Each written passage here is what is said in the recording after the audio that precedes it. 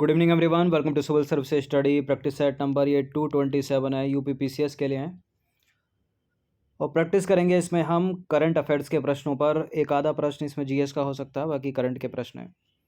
तो चलिए स्टार्ट करते हैं इस सीरीज़ की। आप पेड सीरीज़ प्राप्त कर सकते हो, डिस्क्रिप्शन बॉक्स में लिंक है, वहाँ पर मिलेंगे आपको फुल टेस्ट। ठीक है, कितने फुल टेस्ट? 25, जिसमें एक टेस्ट में 150 प्रश्न है और ये मिलेगा आपको टेलीग्राम पर। तो डिस्क्रिप्शन बॉक्स में नंबर है मेरा, उस पर कॉल या व्हाट्सअप कर सकते हो जिसको भी चाहिए, वरना हर दिन प्रैक्टिस करते रहिए इन प्रश्नों से ही। पहला प्रश्न है, not just a night watchman my innings in the BCCI. एक पुस्तक है ये, कौन है इसके लेखक? युवराज सिंह, रवि शास्त्री, सौरभ गांगुली या विनोद राय?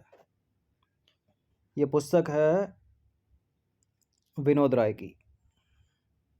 तो not just a night watchman my innings in the BCCI किताब के लेखक विनोद राय हैं।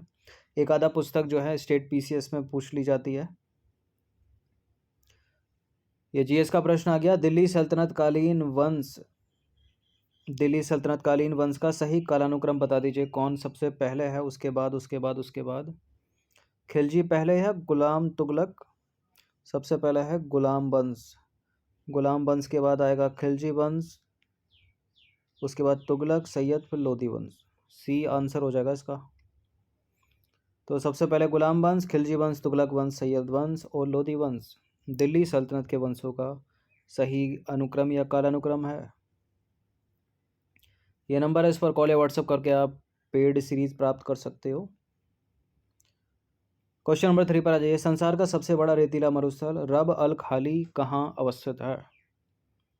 रब अल खाली जो कि संसार का सबसे बड़ा रेतीला मरुस्थल है, वो है सऊदी अरब में। तो संसार का सबसे बड़ा रेतीला मरुस्थल रब अल खाली कहाँ पर? सऊदी अरब में। क्वेश्चन नंबर 4 पर आ जाइए। वर्तमान में दुनिया का सबसे तेज सुपर कंप्यूटर फुगाकू किस देश का है? किस देश का है फुगाकू? इसके नाम से यूएस तो होगा नहीं, इसके नाम से इन तीनों में से किसी एक का है। ये किसका है? जापान का है, जापान। तो वर्तमान में दुनिया का सबसे तेज सुपर कंप्यूटर जो है वो फुगाकू है, और फुगाकू कहाँ का? जापान का। महात्मा गांधी के राजनीतिक गुरु बड़े पूछे जाते हैं, लेकिन यहाँ प्रश्न दूसरा है। सुभाष चंद्र बोस के राजनीतिक गुरु का नाम बता दीजिए। महात्मा गांधी के होते तो Gopal Krishna Gokhale, servant of India society की स्थापना इन्होंने की थी 1905 में। वो प्रश्न भी पूछा जाता है एग्जाम में। सुभाष चंद्र बोस, तुम मुझे खून दो मैं तुम्हें आज़ादी दूंगा का नारा दिया था। फॉरवर्ड ब्लॉक की स्थापना इन्होंने की थी। CR दास इनके राजनीतिक गुरु थे। तो सुभाष चंद्र बोस के राजनीतिक गुरु कौन थे?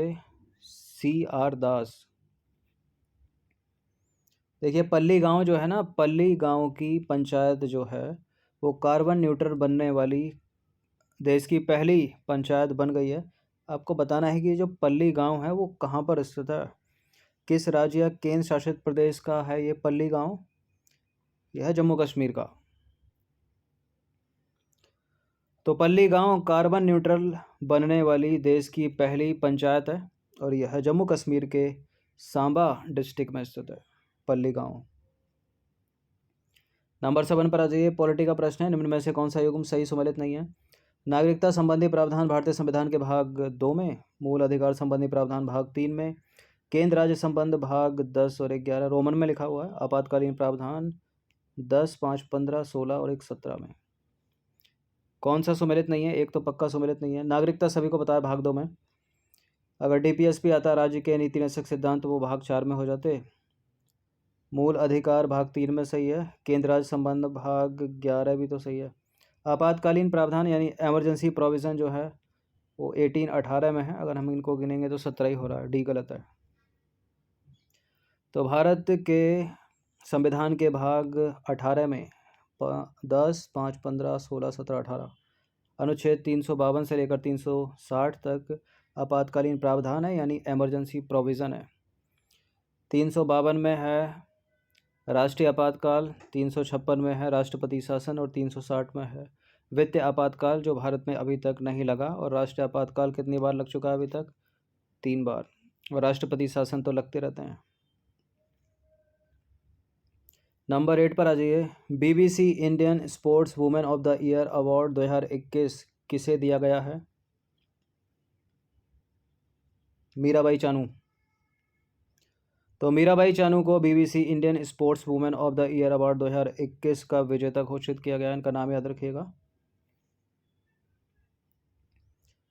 क्वेश्चन नंबर 9 पर आ जाइए। 70वीं मिस वर्ल्ड प्रतियोगिता 2021 की विजेता हैं कैरोलिना वेलावास्का। आपको बताना है कि कैरोलिना वेलावास्का किस देश से संबंध रखती हैं। कैरोलिना वेलावास्का हैं पोलैंड की।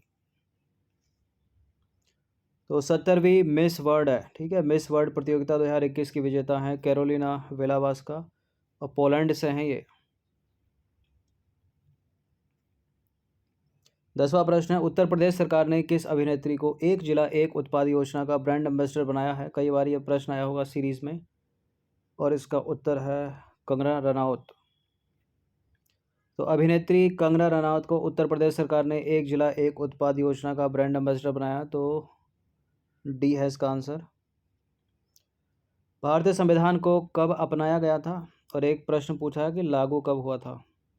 तो लागू 26 जनवरी 1950 को हुआ था, यानी ये वाला, लेकिन अपनाया गया पूछा है तो आंसर होगा डी, 26 नवंबर 1949 को। तो 26 नवंबर 1949 को भारतीय संविधान को अपनाया गया था। आ जाइए क्वेश्चन नंबर 12 पर। तीसरा एशियन यूथ गेम कहाँ प्रस्तावित है। भारत में नहीं, चीन में। तो तीसरा एशियन यूथ गेम 2021 का आयोजन होगा दिसंबर 2022 में, यानी इसी साल में, चीन के संताऊ प्रांत में प्रस्तावित है। नंबर 13 पर आ जाइए। हरून ग्लोबल रिच लिस्ट 2022 में शीर्ष स्थान पर कौन सा व्यक्ति है इनमें से।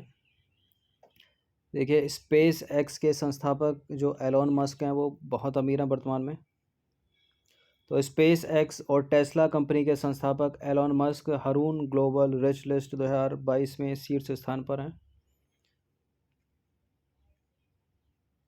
नंबर 14 पर आ जाइए। दुनिया का सबसे बड़ा विदेशी मुद्रा भंडार वाला देश कौन सा है।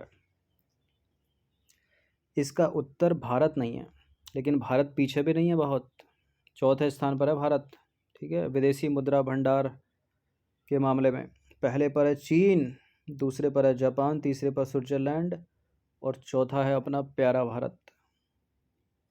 तो दुनिया का सबसे बड़ा विदेशी मुद्रा भंडार वाला देश है चीन, इसके बाद है जापान, उसके बाद स्विट्जरलैंड और है भारत चौथे पर। नंबर 15 पर आ जाइए। निम्नलिखित में से कौन सा जो है सही सुमेलित है। देखिए, विटामिन ए का जो रासायनिक नाम है रेटिनॉल है, विटामिन सी का एस्कॉर्बिक एसिड, विटामिन ई का टोकोफेरॉल और विटामिन B12 का थायमिन। बताइए कौन सा गलत है। देखिए, रेटिनॉल विटामिन ए सही है, एस्कॉर्बिक एसिड विटामिन सी सही है, टोकोफेरॉल विटामिन ई सही है, कैल्सीफेरॉल होता तो विटामिन डी। विटामिन B12 का तो साइनोकोबालामिन है ना, गलत है पहला वाला स्टेटमेंट। तो विटामिन B12 का रासायनिक नाम साइनोकोबालामिन है, ना कि थायमिन। झेलम नदी कहाँ से निकलती है। झेलम नदी का उद्गम स्थान बता दीजिए इनमें से। झेलम नदी निकलती है शेषनाग झील से। तो झेलम नदी का उद्गम बेरीनाग के निकट शेषनाग झील है। तातीपाका तेल शोधनशाला अवस्थित है कहाँ पर। यह है आंध्र प्रदेश में। तो तातीपाका तेल शोधनशाला आंध्र प्रदेश में अवस्थित है। क्वेश्चन नंबर 18 पर आ जाइए। सिंधु सभ्यता स्थल है बनावली। बनावली का संबंध किस नदी से है। बनावली है कहाँ पर, हरियाणा में।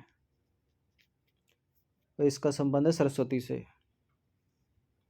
तो सिंधु सभ्यता का स्थल है बनावली, इसका संबंध है सरस्वती नदी से। क्वेश्चन नंबर 19 पर आ जाइए। ऑपरेशन जीरो आवर हम चर्चा कर चुके हैं पहले भी मॉडर्न हिस्ट्री में इस पर।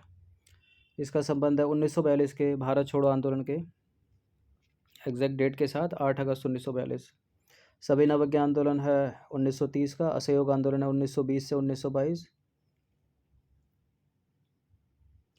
तो भारत छोड़ो आंदोलन के दौरान जो है महात्मा गांधी तथा कांग्रेस के मुख्य नेताओं को ऑपरेशन जीरो आवर के तहत गिरफ्तार कर लिया गया था, तड़के में ही, मॉर्निंग में, सवेरे ही।